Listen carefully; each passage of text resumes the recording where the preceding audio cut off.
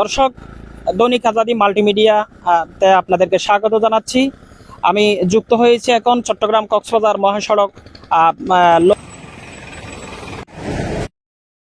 লোহাগাড়া সুনতি জাঙ্গালিয়া নামক স্থান থেকে, যেখানে ইতিমধ্যে গত রমজানের ঈদের দিন এবং ঈদের পরের দিন টানা চারটি দুর্ঘটনায় 16 জনের প্রাণহানি হয়েছে। আপনারা জানেন কমপক্ষে 30 জনের অধিক কিন্তু এখানে মর্মান্তিক আহত হয়েছে এবং যারা ইতিমধ্যে এখন পর্যন্ত বেশ কিছু গুরুতর আহত রোগী বিভিন্ন হাসপাতালে ভর্তি রয়েছে।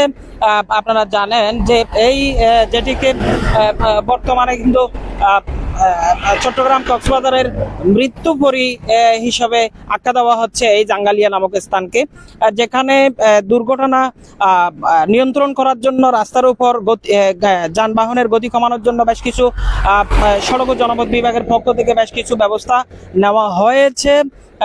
যে ব্যবস্থাগুলো মূলত অস্থায়ী ব্যবস্থাপনা। আপনারা জানেন যে আসলে এখানে এই গাড়ির গতি কমানোর জন্য, দুর্ঘটনা নিয়ন্ত্রণ করার জন্য যে স্পিড ব্রেকারগুলো দেওয়া হয়েছে,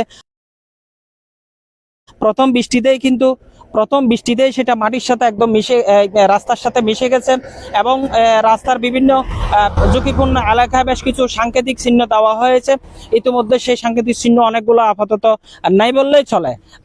দর্শক, যে অংশটুকু অতি শীঘ্রই এটা 3 লাইনে উন্নতি করা হবে এমনটি তারা কিন্তু আমাদেরকে জানিয়েছেন। আসলে আপনারা জানেন যে এই মহাসড়ক সারা বাংলাদেশের এত বেশি গুরুত্বপূর্ণ এই মহাসড়ক যেখানে 3 লাইন সড়ক আসলে কোনো সমাধান নয়।